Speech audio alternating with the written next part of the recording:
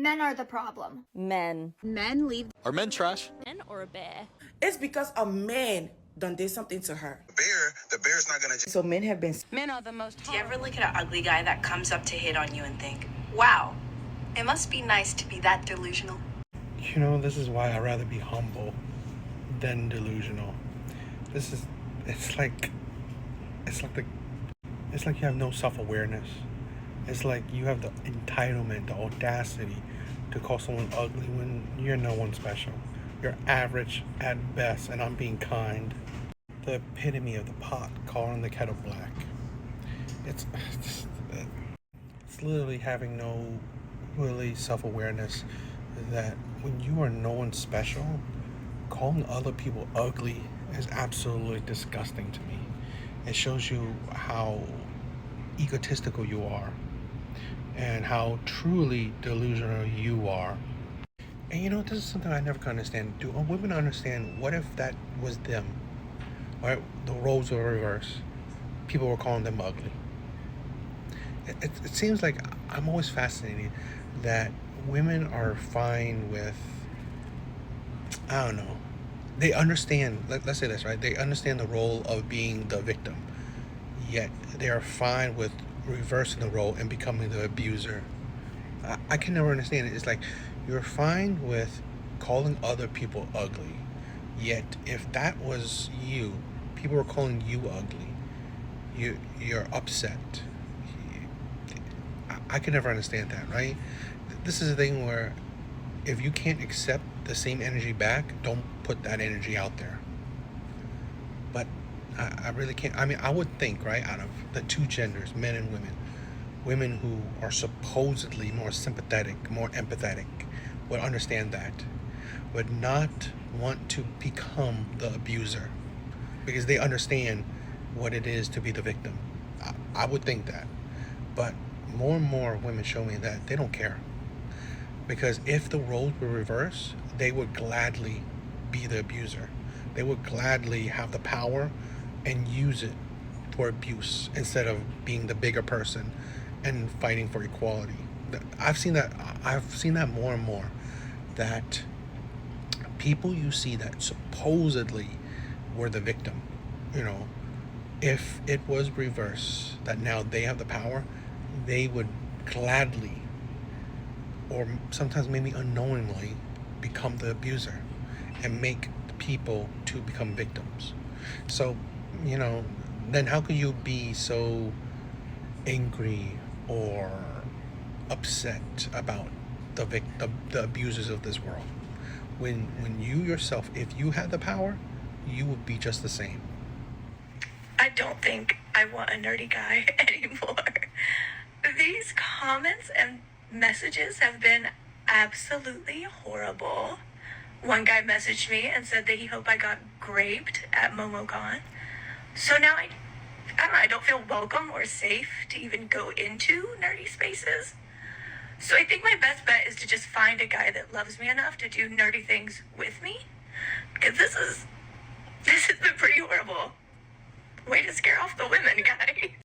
First, I want to say, right, there are good and bad people in everything, right? It doesn't matter your gender, your hobby, your race does not equate you being a good person or a bad person.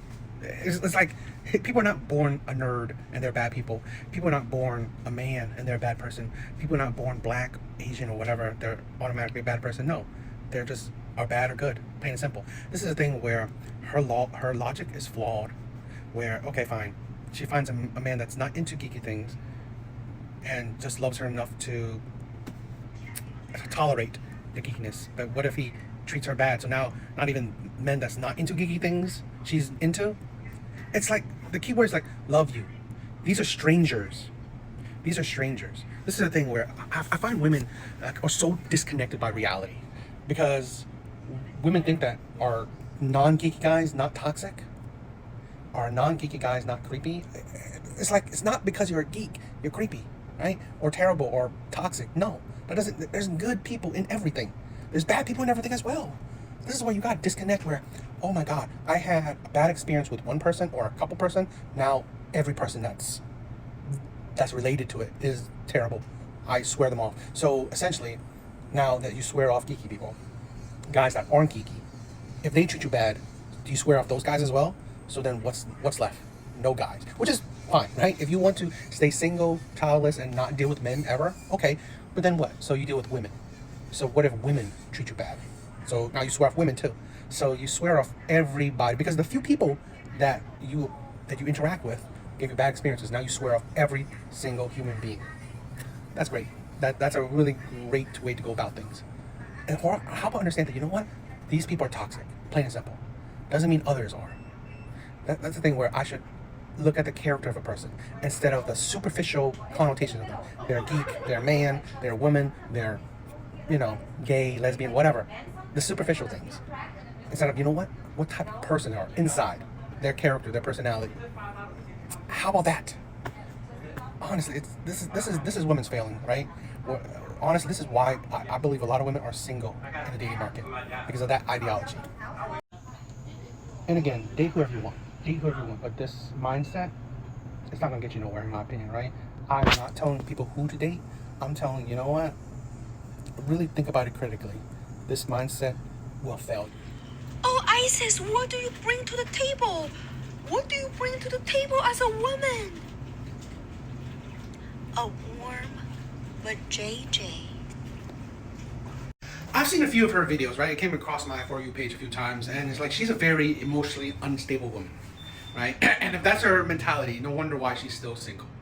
But this is a bigger story, a bigger talking point where I believe a lot of women think like that, right? All they bring is their body. And then they're so surprised that men only care about their body. They themselves objectify themselves, and yet they are surprised men would objectify them. When all you bring to your table is your looks, your youth, your rigid AJ, that's all men care about then, right? This is why I've said men don't care about your career, your money, because you're not supporting him. Your money doesn't contribute to his life, okay? Your money doesn't add to his life, right? You're not paying half of his bill. You're not taking him out on dates. You're not, taking him on trips. You're not giving him gifts. That's why women can't understand. Why don't men care about my money, my career, my job? Because essentially you still, even though you make as much as you make, you still want a man to make equal or more. Because usually you don't want to help the man financially. You don't want to support the man financially, which is fine. But that shows you, that has to tell you that men don't care. Now, it's cool that you have a job that hopefully you're not going to leech off of him, but women still expect you to pay for the dates, expect you to contribute to her lifestyle, right? And spoil her. So really, even if they make as much as they make, they still expect men's money. So at the end of the day, that's why men don't care about your money. Men know that the only benefit they get from you is really your body. Okay? And a lot of women, personality, they're unstable, they're hard to deal with, they're chaotic, they're annoying. It's just like they're they don't have the same hobbies or whatever. So personality wise, it's but really the only, a lot of times, right? And I've dated women where, I love their personality, so I'm not talking about all women, but in general, a lot of women really, all they bring is their body. So that's why you cannot expect men just value you on your body, on your looks, because again, it's very, all you bring is surface level things, right?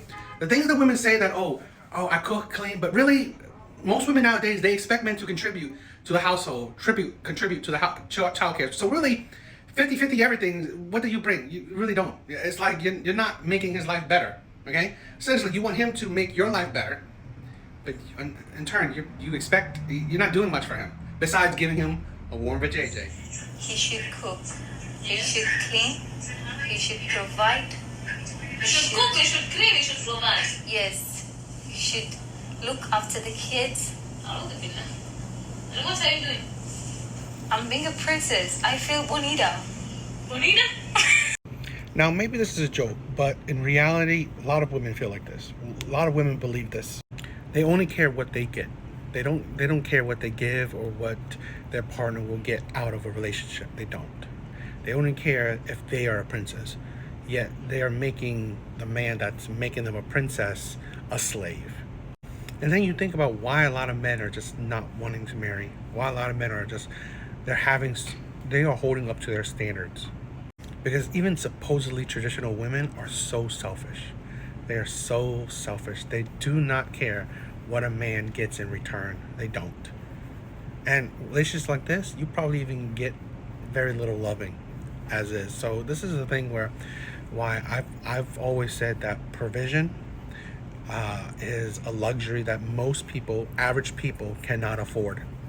You have to and you should go 50-50 in bills, in childcare, right? Like taking care of your children, housework, everything is 50-50, right?